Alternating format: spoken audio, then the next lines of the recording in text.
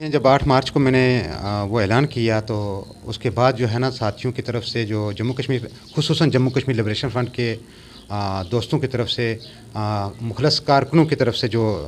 सवाल किए गए, जवाब हुए और कहीं न कहीं जो है ना उसके बाद जो है ना एक नई सूरत हाल पैदा हुई और मैं समझ रहा था कि तहरीक आज़ादी में और जम्मू कश्मीर लिबरेशन फ्रंट को जो इस वक्त ज़रूरत है और जो मुखलस कारकुन जो चाह रहे हैं, तो ज़ाहिर है मुझे ये बात इससे पहले भी मालूम थी और कहीं न कहीं मैं उस पर खामोश रह रहा था। लिबरेशन फ्रंट का कोई भी कारकुन,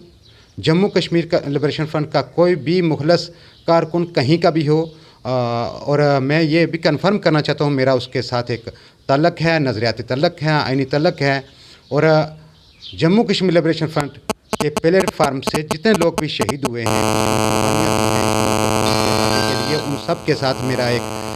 रिश्ता है। मैं उसको बरकरार रखते हुए ये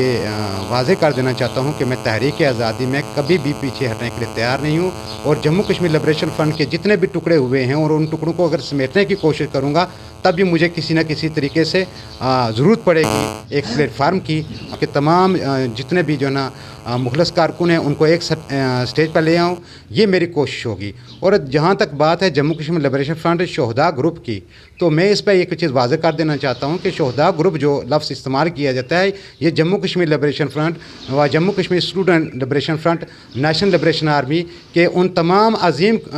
लोगों की कुर्बानियों को खराज अक़ीदत है जिनने इस मुल्क और कौम के लिए आज़ादी,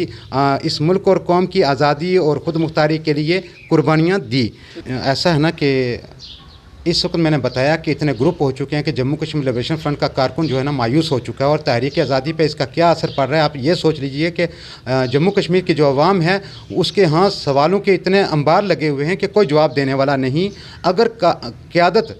इस लायक होती तो मैं समझता हूँ कि 5 अगस्त 2019 के बाद जो हादसात और वाक़यात हुए और जम्मू कश्मीर लिबरेशन फ्रंट की जो हकीकत में जो उसकी हैसियत थी और जो उसको काम करना चाहिए था, जो उसका मैं समझता हूँ कि जम्मू कश्मीर लिबरेशन फ्रंट इस रियासत की सबसे बड़ी जमात है, तो सबसे बड़ा कदम उसी को उठाना चाहिए था और उसका असर दुनिया भर पर पड़ना चाहिए था। और मैं समझता हूँ कि ये क़यादत की नाकामी थी और कारकुन इस चीज़ को समझ रहा है कर रहा हूँ और काबज़ों के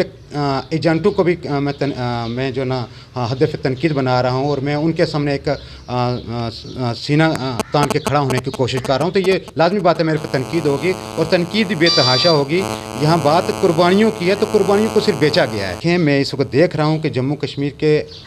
उस पार जो कुछ हो रहा है और जो इस पार हो रहा है, उस पार जो माँ बहनों के साथ हो रहा है और हमारे बच्चों के साथ हो रहा है, जो हमारे वहाँ जो हमारी कौम बस रही है, जो कुछ उसके साथ हो रहा है वो इतना ज़ालिमाना है कि बर्दाश्त की हद नहीं। हाँ, इस पार की सूरत हाल जो अलग है, यहाँ जो सियासी तौर पे है, यहाँ सियासी दुकानें खोलकर आज़ादी के नाम पे जो कुछ हो रहा है, मैं समझता हूँ कि मेरा ये फ़र्ज़ है अब कि मैं इस रियासत के अंदर तहरीक आज़ादी को और जम्मू कश्मीर लिबरेशन फ्रंट को एक मुत्तहिद और मुनज़्ज़म करूँ। इससे जो बॉडी अनाउंस करने जा रहा हूँ, ये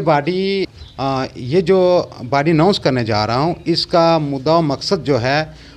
इस रियासत के अंदर जम्मू कश्मीर लिबरेशन फ्रंट के जो कारकुन हैं बिखरे हुए, उनके सामने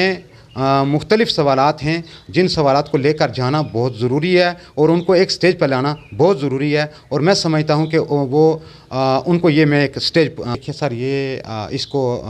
जम्मू कश्मीर लिबरेशन फ्रंट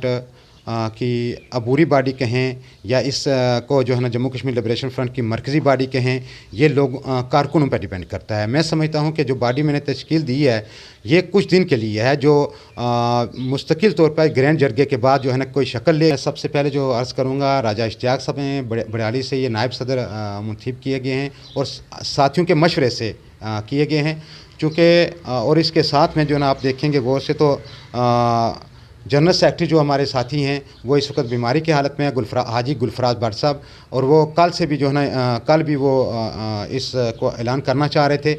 बीमारी की हालत में भी, और आज भी वो कोटली में आए, हॉस्पिटल में आए और उन्होंने अपने आप को बताया। फिर भी हमने उनको जो ना ये कहा कि आप रेस्ट करें और आप आराम करें, आपकी ज़रूरत नहीं है। जनरल सेक्रेटरी गुलफराज भट्ट साहब हैं और चीफ़ ऑर्गेनाइज़र जमील भट्ट साहब हैं, ये हमारे मंदियारी से हैं, और बट अब्दुल क़य्यूम साहब मरहूम के साहबजादे हैं बड़े, और माशाल्लाह ये जो है ना तहरीक आज़ादी में इनका बहुत अच्छा रोल रहा है। नायब ये स्टूडेंट लिबरेशन फ्रंट के ज़िला सदर हैं साबक, और उसके बाद क़यादत की मायूसियों की वजह से ये खामोशी से अपने कारोबार में मशगूल हो गए, जो अब दोबारा से मुतहरक हो रहे हैं। और उसके बाद सेक्रेटरी नशोशात के लिए जावेद कुरैशी साहब हैं। ये बहुत ही सीनियर साथी हैं और इस जम्मू कश्मीर लिबरेशन फ्रंट के लिए चूँकि इन्होंने बहुत ज़्यादा वर्क किया और इखलास की इनकी यह हालत है कि आज तक किसी ओहदे पर कहीं पर नहीं कोई काम किया, मगर इन्होंने जम्मू कश्मीर लिबरेशन फ्रंट के लिए हर कुर्बानी दी है। और उसके बाद जो तलत शाह साहब हैं, इनको एक ज़िम्मेदारी दी है। ये तलत रहमान इनका नाम है और जम्मू कश्मीर के लिबरेशन फ्रंट और नेशनल लिबरेशन आर्मी के ये शुरू के कारकुन हैं।